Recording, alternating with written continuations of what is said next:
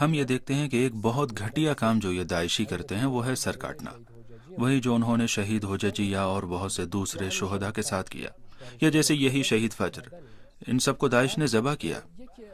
حرم اہل بیت کے دفاع میں لڑنے والے ایک مجاہد نے ان داعشیوں سے ایک خنجر مال غنیمت کے طور پر حاصل کیا۔ یہ وہی چاقو ہے جس سے داعش سر قلم کرتے ہیں۔ جس وقت مجھے یہ خنجر لا کے دیا گیا 10-15 منٹ تک میری حالت غیر تھی۔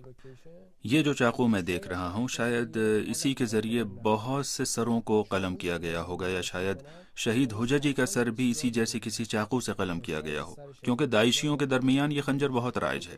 اگر آپ ان کی تصاویر دیکھیں تو عام طور پر سر کاٹنے کے لیے یہی خنجر ان کے ہاتھ میں ہوتا ہے۔ ایک بات اور میں آپ کو بتاؤں کہ جو فلم ہم نے بنائی ہے اس میں بھی ہم نے یہ چاقو استعمال کیا ہے۔ جس وقت میں ایکٹر کو یہ بتا رہا تھا کہ مثلاً اس طرف سے چاقو لے کر ایسے پکڑ کر یوں ہلانا، تو شام سے آئے ہوئے میرے ایک ساتھی نے مجھے بتایا کہ نہیں، ایسے نہیں، چاقو کو الٹی طرف سے پکڑو جس طرف آری بنی ہوئی ہے۔ میں نے تعجب سے پوچھا اس طرف سے؟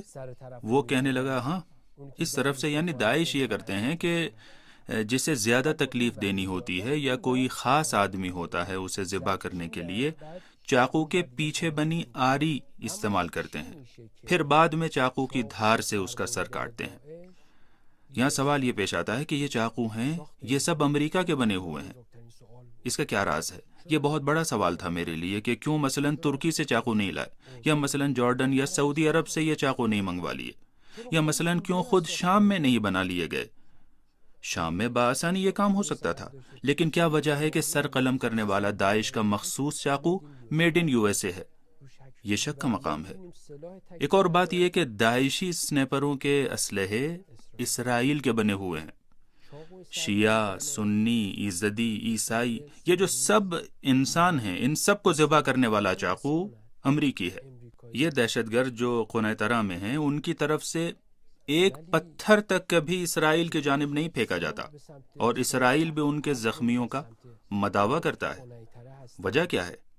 لوگو ذرا غور کرو، آج حق و باطل کی راہ کا پتہ لگانا بڑا آسان ہے، سب کچھ سامنے ہے، بالکل سب روشن ہو چکا ہے۔ راه حق و باطل خیلی ساده شده.